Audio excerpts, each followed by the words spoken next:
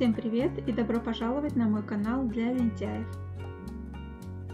Это еще один рецепт для тех, кто не любит готовить. Для него понадобится одна средняя курица,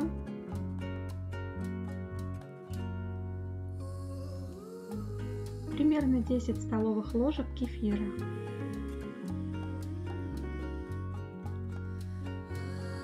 соль по вкусу, 1 чайная ложка любых специй для курицы. Дальше можно добавить любые специи, которые вы любите. У меня это черный перец и куркума.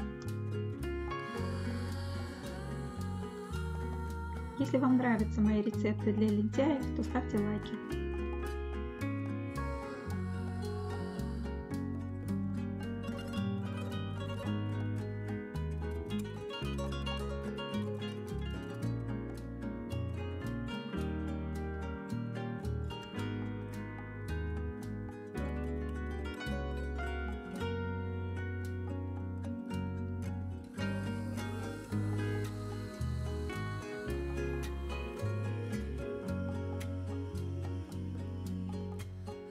Добавляю 200 мл воды и лавровый лист.